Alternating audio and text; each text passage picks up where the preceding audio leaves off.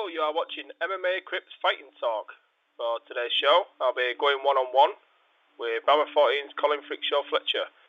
Colin will take on Manour Barnaoui for the BAMMA World Lightweight title in just 11 days' time. With that, welcome to MMA Crypt Fighting Talk, Colin.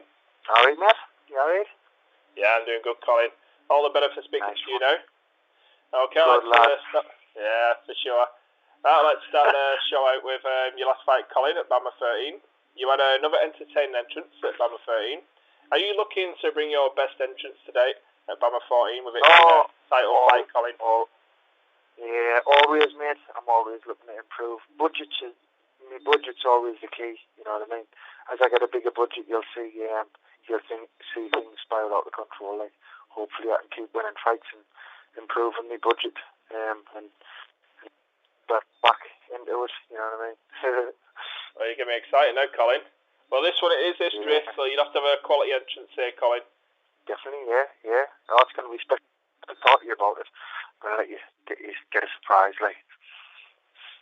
Frank Trigg seemed to get a couple of his facts wrong about you during your entrance at BAMMA 13. Frank mentioned you didn't fare too well on The Ultimate Fighter. As we all know, you made the final. I think you were trying to point out your two previous results in UFC. Yeah. Did it give you a little chuckle there, Colin? Because I know you heard his commentary and made a couple of comments about it. It did, it pissed us off a little bit, you know what I mean? But I kind of asked Frank about it, whether he personally thought I did badly in The Ultimate Fighter, because I'm pretty sure he didn't see it, to be honest with you, because I thought I did quite well, you know what I mean? Like, see, I got the final and I won the submission of the season, so other than that, you know what I mean, I fought a teammate in the final, which I'd never had to do anything like that before in my life, you know what I mean? I've never ever in my entire life come to blows with a friend, and it really took a big piece out of us, you know what I mean? Not just as a fighter, as a person in general, you know what I mean? I didn't like it, and it made us kind of have to address what I did, you know what I mean? Well, in making it to the final, he's doing bad. Well, what about the guys who go out in round one? I don't know what to say. I know, but that's it. I mean, I kind of the two guys who are decisively beat in the Ultimate Fighter are both fighting in the UFC in their hometowns on this weekend coming. So, you know what I mean. I'd like to touch upon Ben Moore with you later on. Actually, I was going to ask you. Yeah, no problem. You mentioned you were doubting a career in MMA prior to facing Tim Newman. You mentioned that during the Tim Newman fight, you sort of realised you are here to stay regardless of money, etc. Can I ask your focus and mindset leading into the Tim Newman fight, please, Colin? How much of a distraction were all these thoughts for you?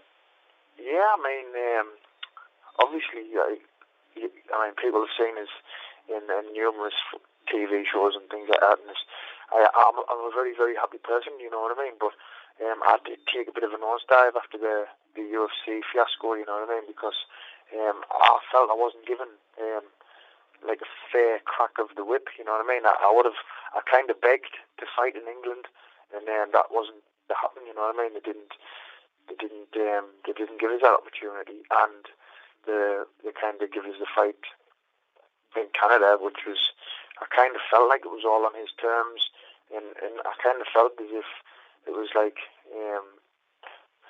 I'm not going to say like set up, because I don't think any kind of MMA fight can be set up, but I thought it was all, there were a lot of negative aspects like leaning against me, you know what I mean, and I kind of felt as if they were trying to push us out, and that made us internally not want to fight. So when I came back and kind of like stamped my feet a little bit, you know what I mean, in the gym, and said, no, look, fucking, I'm a fighter regardless of organisation. I'm just going to get back into doing what I love, and if I can make enough money to kind of just tick over, you know what I mean. I'm not greedy. I live in a council house with my two kids. From one week to the next, I can struggle to pay me rent and struggle to pay me electric. That's totally 1,000,000% truthful, you know what I mean. But it's my life to live, and I love it, you know what I mean. And now that I've kind of rekindled that love for it, I'm a lot happier than I was when I was in the UFC, because to be honest with you, a few times I was in the Ultimate Fighter house and producers would come across and say they'd had phone calls from like people from the UFC saying I'm making MMA look silly and I couldn't wear this outfit and I couldn't do this and I kind of took that very personally, you know what I mean, and probably said some things to people I shouldn't have said, but you know what I mean, I didn't feel welcomed at all really, and I think the only thing that was keeping us in like the UFC would have been if I'd constantly won, you know what I mean, and I'm not kind of that, but like I don't think I'm mentally strong enough to kind of just like go against everybody else, you know what I mean. If things are starting to look a little bit negative, I'm like a wilting flower. I'll not kind of like go, oh well, fuck yous, I'll do it to prove yous wrong, you know what I mean, because then I feel like I'm not the kind of happy fucking go-lucky person that I like to be, you know what I mean. I like things to just be like nice and simple. I'm going to train to the best of your abilities, fight, and that's it, you know what I mean. When everything starts to get a bit pushy, shovey, and you kind of do this and you kind of do this, and like you get the inkling that people don't appreciate you for being yourself, which I'm pretty sure they thought I was acting up or doing something to get attention, which is completely the opposite, you know what I mean. It's just these little things that do a big piece of my personality and how I prepare for things. It just felt a little bit tedious, like.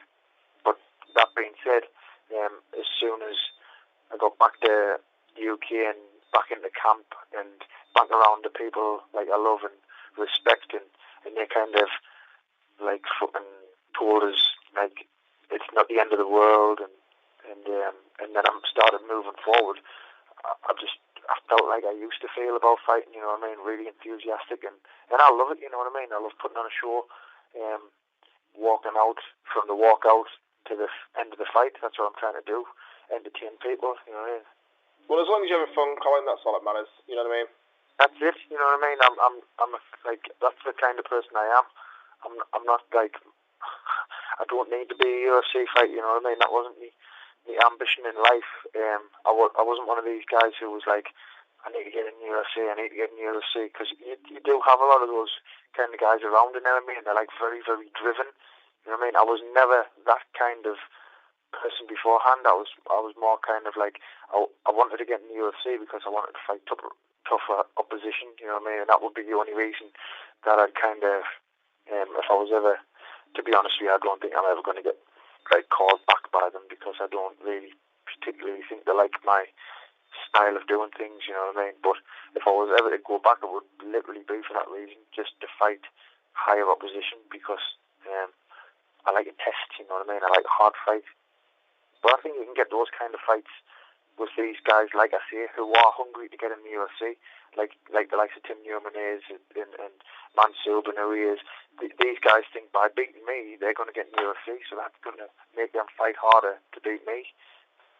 The fight itself with Tim Newman, could you tell me what you made of your performance, please, Colin? What I made of my performance, I was pleased with it, you know what I mean, because like we mentioned before, I was kind of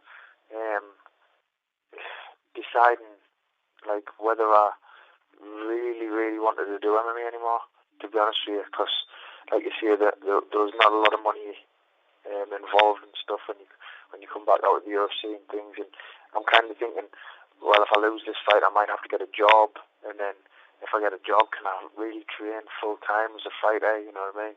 And then if I do, I've got a wife and 2 kids in a house, and well, am I ever going to see anybody? And all little things like this come into like your thought processes. They were the kind of thoughts I had kind of going through this fight, and I mean, this one's exactly the same, you know what I mean. It's exactly the way I'm thinking. That's probably the way I'll be thinking for every fight from now on, you know what I mean, because I get a little bit of a bonus if I win. If I don't get that bonus, I'm going to be struggling to kind of see one fight to the next financially, you know what I mean. So that kind of motivates us to win, really, you know what I mean. Because obviously, like you say, I'm not the kind of person who's just walking out and having a fight. I put like sometimes up to £1,000 worth of preparation into me walkout and things like that, you know what I mean? So most of the time I can get sponsors, but I sometimes end up putting little bits of money into these things as well. Tim slaps on a couple of quick arm bars during your fight. Tell us, Colin, how tight were those arm bars? You know, he whipped them off pretty quick. They look tight. Yeah, I mean, with no disrespect to Tim, I think he's a fantastic fighter. But I get fucking people to put arm bars on as tighter than that pretty much every day and escape them, you know what I mean? That's kind of my thing, you know what I mean? I'm in the gym, I'm the guy who's getting submitted or putting myself to the edge of submission all the time, you know what I mean? So that I can be confident and comfortable in those positions. It lets us be more confident in the fact that I like to just let things go a little bit, you know what I mean? I could be careful and kind of like pin him, work very slowly for an arm, but I like to just posture up and start throwing bombs down, you know what I mean? And that's going to leave us in those positions where I might get armbarred, I might get triangled and things like that. But to be able to do that, I back it up in the gym previously, so I'm like escaping shit like that all the time, really. And to be honest with you, as much when I watched it back the next day, I kind of thought, shit, they do look close. But when at the moment, it didn't really feel as if I was in a position where I couldn't have gotten out of reasonably comfortably. Well, the reason Tim Newman managed to secure those arm bars was your vicious ground and pound, Colin. That's it. I'm looking to finish the fights. I'm not looking to, although a couple of my fights have gone to decision, you know what I mean? I'm not in there to win by decision. I'm in there to finish the fight and put my stamp on it. Well, I did speak to Ken Shamrock after BAMMA 13. He said he was very impressed. Good. He was very impressed with your performance and even gave you Fight of the Night honours at BAMMA 13. How does it feel hearing those positive comments from such a legend of MMA, Colin? Yeah, I mean, I'm always very humbled by anybody who gives us positive comments, you know what I mean? More so by just ordinary people, you know what I mean? That other than, like, obviously it's nice to hear it from people who've been around the sport for millions of years, but like anybody who like appreciates what I do, it makes a massive difference to me, you know what I mean? Because ultimately I'm here and I'm fighting for the public to watch, and as soon as it gets tedious and people don't want to see me fight, I'll retire. Because like for me, it's, I mean, I kind of grew up as a DJ and working in nightclubs and stuff, and then when less people started going out and nightclubs were kind of in a bit of a decline, I kind of packed in being a DJ because there was no people there. I see my MMA career as exactly the same, you know what I mean? If people want to come and watch me fight, I'm happy to fight. But if people don't want to come and see me fight, then I'm not going to fight anymore, you know what I mean? Because I think I'm a bit of a born entertainer. I crave people's like attention. I'm a massive attention seeker, really. I do silly things so that people laugh at us. I do weird things so that people laugh at us. I've always done it all my life, and I think it's just like a built-in mechanism I've got where I just want to do things for people to get a bit of a laugh out of. Well, fighting in a cage in front of thousands of people, I think that's entertaining enough there, Colin.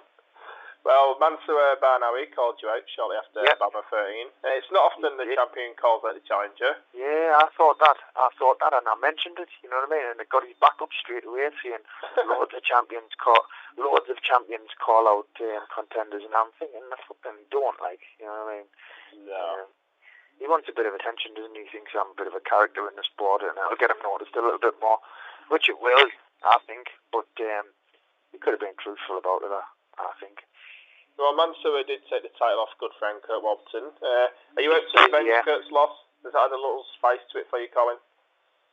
No, mate, that's not my position to avenge a friend's loss, you know what I mean? That's his thing to do, you know what I mean? If it ever arises in the future, you know what I mean? I'm just there for, like I say, at this point in time, I'm there to kind of go out, put on a show, entertain people, and win to secure the future for my family for the next 3 months between fights, really.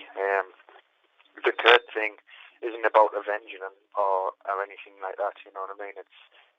I think, to be totally truthful with you, Kurt Warburton's a very, very close friend of mine, and he's a fucking monster in the gym, you know what I mean? I think he had a bad night, you know what I mean? I think it just didn't go his way, and that's the cruel mistress that MMA is, you know what I mean? If you make a half-second split decision wrong, you're done, you know what I mean? There's no recovering, because we're fucking grown up fighting each other to the best of our abilities. So he had a bad night, you know what I mean? And I don't feel that's down to me to kind of do anything for him. That's his avenge, you know what I mean? And I really hope he gets to avenge that one day, you know what I mean? Because I think he is better than that, and I think Kurt Warburton could have beat Mansour on a different night, you know what I mean? So I'm just going in there expecting to see an even better improved version of Mansour, and that kind of is really prepare for this fight, because I know how tough Kurt is, and like you say, Mansour beat Kurt, so regardless of whether I think Kurt was off that night, he still beat some I hold in very high regard, you know what I mean? And I do. Kurt's fantastic. I mean, he gives me a really hard time in the gym, and I give him a really hard time in the gym. Has Kurt been helping you train for your upcoming bout with Mansour? Yeah, of course. I mean, Kurt fights West Merge this weekend in Cage Warriors. We've both been training.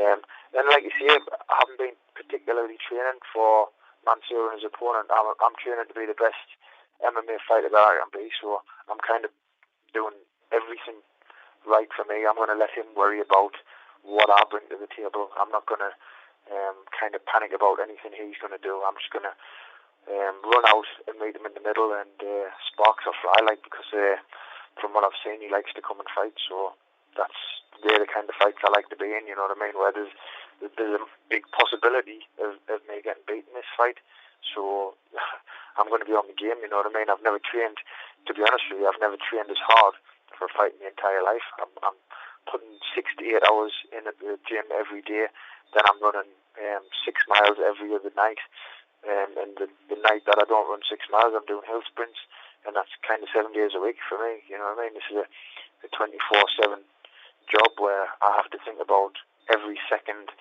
everything I eat, where I need to be. It's hard work, you know what I mean. A lot of people don't see the sacrifices us guys make to go out there and win fights. Well, speaking of training, how has morale been in training in the lead up to the fight with Manour Barnaoui? Obviously, you're coming off a win now and putting an end to the 2-fight losing skid. Yeah, brilliant. I mean, we've got some fantastic guys up here in the northeast, you know what I mean, to train with. And morale's always good, to be honest with you, because we're pretty mad, like, you know what I mean. As mad as I am, some of the guys in the gym will just fucking have a blast, like. I've seen those suplexes onto the mattresses. Aye. Yeah, so that's just a Wednesday thing. Aye, but we do some cool stuff, man. We have some fun, you know what I mean. And I think that's the key to why us guys up in the northeast do reasonably well as a team. You know what I mean. David Grant just was unlucky at the weekend, and was another Ultimate Fighter runner-up. You know what I mean. Davey's in there with us every day and every other day. So we'll have some fun. You know what I mean, because life's too short to be like miserable and just fucking head to the grindstone all the time, you know what I mean? So we have a little bit of a laugh with it, like, and it's good, you know what I mean? We're just all a bunch of lunatics trying to beat the shit out of each other. Well, as we mentioned at the start of the show, Ben Wall, he'll be competing at UFC Fight Night 33 this week. Ben getting 2 solid wins since leaving the Ultimate Fighter show with you guys. Yeah. Was it nice to see a fellow cast member get the call up, Colin? Oh, totally. Ben's a mint lad, you know what I mean? I kind of hated him for the first week, and then I fought him. And as soon as I fought him, I kind of thought, this kid's only been funny because he was dieting heavy, you know what I mean? And after that, once he got a bit of food into him, like, I think he was the best of all the Australians, to be honest with you. And I still have a little bit of a chat on Facebook and stuff with Ben now, and he's a good kid, you know what I mean? He's a good, funny guy, you know what I mean? I could spend a lot of time with Ben. I think me and him have got a lot in common, you know what I mean? I hope he does well, you know what I mean? I really, really do, because he's a great kid, like. Well, speaking of the Ultimate Fighter Smashes, could you give us your favourite Ultimate Fighter Smashes moment, please, Colin? My favourite moment of the show actually didn't get shown. It was just before Norman and Brendan were about to fight, and Brendan and Norman had been in the sauna, and we got like a big box full of UFC clothing, like to take home and wear and stuff like that. And but this box was huge, so what we did was we took all of the clothes out of the box, and I jumped in the box, and me and all the guys would tape the box back up, and with me in it, and the lads came back from like cutting a little bit of weight, and Norman was sat on a chair next to the box, and one of the guys was walking over and they were saying, "Oh no, all this clothes on the floor is for the welterweights. Your stuff's still in the box." So the lads were like kicking the box and saying, "Your stuff's in this box," and like kicking me in the head. And I was sat there for about 10 minutes, just like really, really still. And I heard Norman come over and he started trying to open the box, and I fucking ripped through the box and like went, "Ah!" I don't know. But he'd been in the sauna for about 20 minutes, so I think he nearly had an actual heart attack, you know. He sat on the chair, and I thought we were going to have to like call a doctor in or something, because he sat on the chair and he was just fucking, he's like, me heart, he killed me heart, and I thought I fucking killed him, bless him. But that was by far the funniest moment. You know, his little face when I jumped out of the box, he nearly died, bless him. Colin, any thanks or mentions before we leave? Well, yeah, just me sponsors who were without them, you know what I mean? I'd have to get a job. There's fucking far too many at the minute to list them all off, but just the sponsors, the guys who train with us every day, everybody knows who they are, you know what I mean? And I'll tag them all in this individually, so everybody who helps us through these camps, you know what I mean? Because I don't think a lot of people appreciate how hard these fight camps can be for very, very, very little money, you know what I mean? Us guys who put our hearts and souls into this MMA scene don't get a lot of rewards, you know what I mean? I think I've had a few people who kind of thought we're making fortunes, you know what I mean? We're not making fortunes. It would be nice to kind of get some more publicity into this sport and maybe put a little bit more money into it, so that the guys who are fighting at a reasonable level can make it on a decent living. Okay, from me, Gregory Stone, and Colin Fletcher, thanks for watching, and be sure to check out BAMMA 14 on December the 14th.